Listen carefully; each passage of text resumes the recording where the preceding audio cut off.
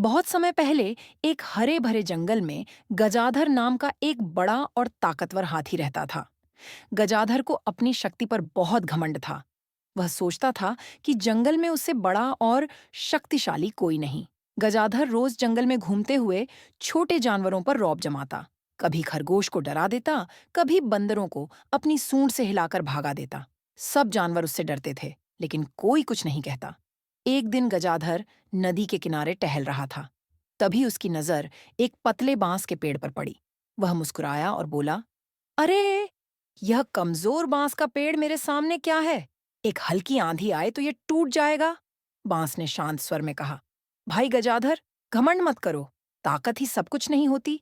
कभी कभी लचीलापन ही इंसान या जीव को बचा लेता है। गजाधर हंसते हुए बोला, अरे छोटे पेड़, तू मुझे समझा रहा है?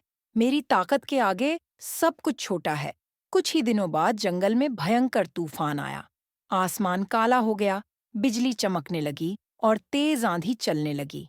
जंगल के बड़े बड़े पेड़ भी टूटने लगे। गजाधर हाथी ने सोचा कि वह तो सबसे ताकतवर है, उसे कुछ नहीं होगा।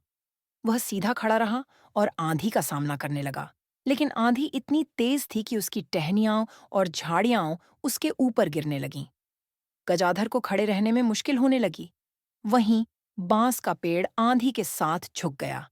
हवा के दबाव में वह इधर उधर हिलता रहा, लेकिन टूटा नहीं। कुछ देर बाद आंधी और तूफान शांत हो गया। गजाधर थका हुआ जमीन पर बैठा था।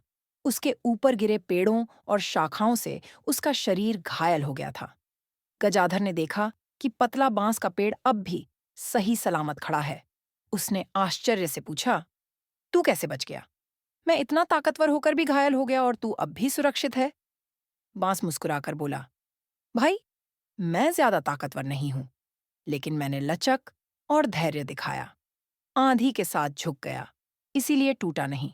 कभी कभी जीवन में झुकना और धैर्य रखना ही हमें बचा लेता है।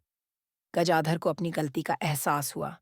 उसने बांस से माफी मांगी और अपने घमंड को त्याग दिया। उस दिन से वह जंगल के छोटे जानवरों पर रौब जमाना छोड़कर सबका मित्र बन गया।